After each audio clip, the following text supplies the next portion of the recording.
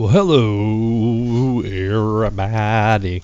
Hey, it's the B2, and we have started a brand new season. I know it's been a while since you guys have heard from me. Season 5, Episode 5, I believe. So we are on Season 6, Episode 1. Very exciting stuff. And we're on about day 2, maybe? Day 3. We've all done about, 7 or 8 hours of game time so far, and figured now would be a great time to stop and kill this zombie, right? But look at him, man. I've got a ball and sword, and he's not taking that much damage at all. Look at that. Sharp 5. I mean, come on now. Come on now. Zombie. Just got my flying gear today, courtesy of Crazy VGP. Hooked a brother up and made some for me. So all this is done in survival. Everything that we build is survival. We don't do anything in creative mode. No shortcuts. However, having said that, we do have ProjectE in this pack, and it has shortcutted a lot of stuff for us. And I found out that it's not so much Project Easy mode as it is Project Easy Farm. So once you get that first item made or built or done, it's easy to duplicate. However, in true Sad Pack 2 form, Tech has taken the E off of a lot of items. And so most of the E stuff is surrounds vanilla. You can tell we're still using windmill power. It's embarrassing. It's embarrassing. But Crazy and I were chatting earlier, and he's actually going to work on some reactor stuff tonight. So I'm not going to fool with that. I'm going to leave the 5 windmills. We did have a big tree here, but once we got the flying gear, I've been knocking pieces of it down and then flying up and vein mining some more of it off here and there to get rid of it. We had a big need for rubber products early, and no jokes please about rubbers. I'm kidding. You can joke as much as you want to, but so we've just been knocking the rest of this down and collecting it and throwing it in our ME system, and I'll show you guys that. One thing I wanted to point out is the world gen here, and you can see how in the new world gen it actually blends biomes together. TekPK put in this world generator, and you can tell here, see how there's like a little piece of this biome that edges out here, and as the two connect, so like this is a river, like a river hot into a prairie, and if I go a little bit further it's a sludge pit, but you can see how this prairie and sludge pit border up, and instead of being a harsh one block border, they blend in together, and it's really cool. So I'm going to show you that border, and I'm also going to show you, well, let's fly over here to the desert. I know there's a desert border here. You can see a little bit of the stuff that we've started building away from our base too. You can see how it's edging into, I don't want to go too far and ruin a surprise for you, but you see there's a desert over there, and it's blending into a desert, into a prairie. So really kind of cool. We had a sheep farm earlier that we needed to, milk farm. Crazy went and did a bunch of stuff, and I'll show you some of these crazy things here. Let's get down in here and get to it and tour the base. You can see we've got a basic setup, basic machines, but look at this Draconic chest. I mean, this is awesome, man. When you put stuff in this Draconic chest, it goes crazy. And what I'll do is I'm going to actually pull out, and let's see if we have some ore, and I'll show you how fast this thing is. It is absolutely stunning. This Draconic chest, what it can do. So look, first of all that space is just ridiculous. But look down here. It has RF in a chest and a crafting table. B2 what in the world? So if I take this ore and I just kind of spread it in here, it's going to cook ore too, and it has I mean, look at that, 10 ore at a time. So it's doing 5 ores into ingots, and it'll pull, 5 from wherever, see, as it comes through. And look how fast that's smelting. You could tell how this Draconic is already a huge advancement. Now, I mean, some people say it's OP, and I don't know, B2, what do you think? And I'll tell you, man, I hate farming materials. Like, once we farmed up a little bit, like, that should be, I'm going to go ahead and take a stack of this and show you guys some other stuff. I shouldn't have to go back and find copper all the dang time. We do have an ME system. These are all 1K drives. I did make some 16s today just to start handling some of the overflow.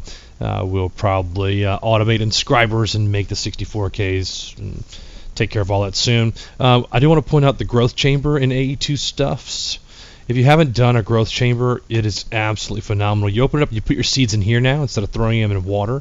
The crystal growth accelerators are what you use to build this.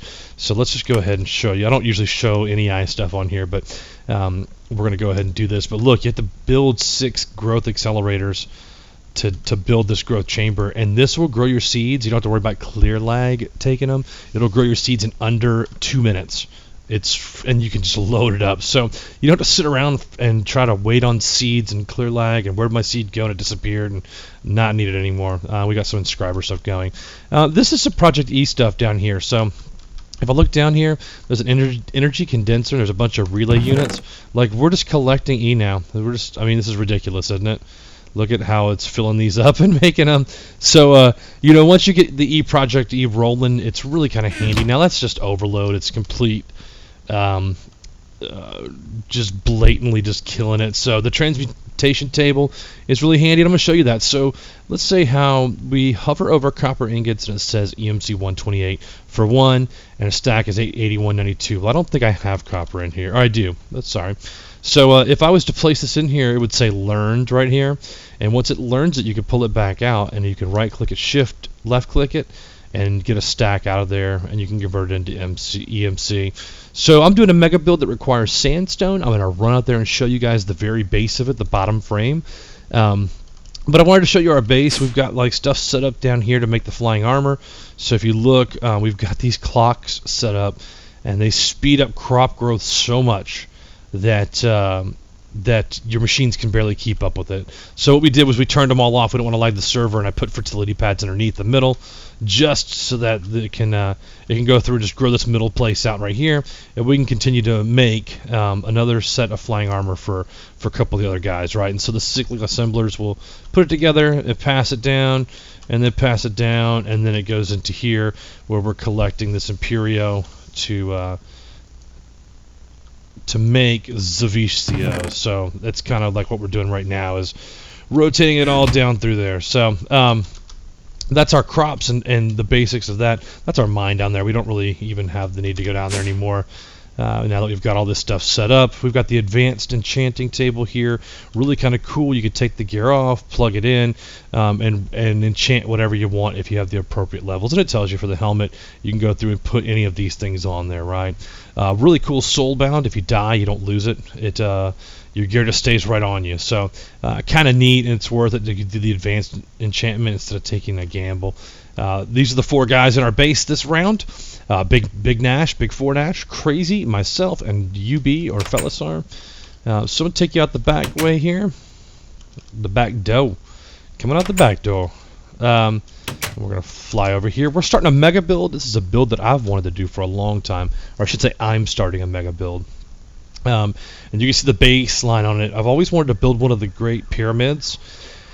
And let's go down there and find what's in that cave, huh? I'm kidding. As you fly through here, the world can't gen quick enough, especially with big structures like this out. But this is the base platform that I've been working on last night and today. It's for the adding in color elevator recipes. Nice. Well, those will be added in too. There he is, ladies and gentlemen, TekPK, working on the server while we're here. I'm going to build the Great Pyramid here. Now, B2, that doesn't sound too exciting. That's what's so great about the Great Pyramid. And absolutely nothing, but this is just the shell.